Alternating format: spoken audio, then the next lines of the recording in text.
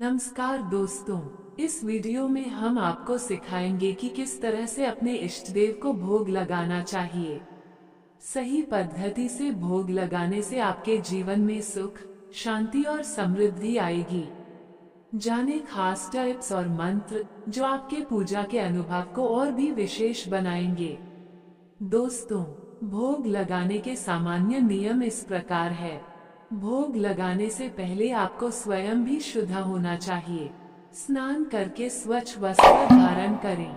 जिस स्थान पर भोग लगा रहे हैं उसे भी साफ सुथरा रखें। भोग के लिए हमेशा ताजी और सात्विक शुद्ध सामग्री का उपयोग करें।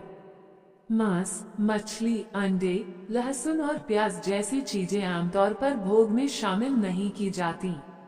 सबसे महत्वपूर्ण बात यह है कि आप भोग भगवान को पूरी हृदय और श्रद्धा के साथ अर्पित करें।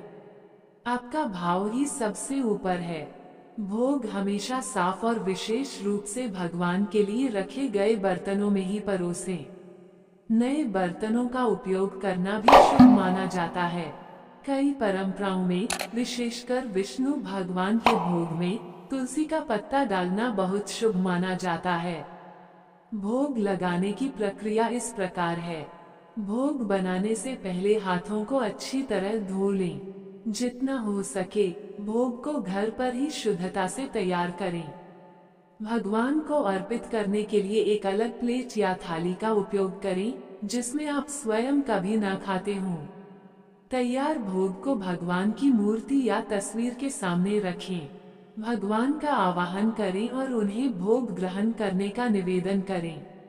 आप कोई मंत्र या स्तुति भी पढ़ सकते हैं। कुछ क्षण के लिए भोग को वहीं रहने दें। ऐसा माना जाता है कि भगवान उसे ग्रहण कर लेते हैं। भोग अर्पित करते समय घंटी बजाना भी शुभ माना जाता है। भोग लगाने के बाद उसे प्रसाद के रूप में परिवार के सदस्यों और मित्रों में बांट दें। माना जाता है कि इसे ग्रहण करने से भगवान का आशीर्वाद प्राप्त होता है। कभी भी चढ़ाया हुआ भोग पूरा का पूरा स्वयं अकेले ग्रहण न करें।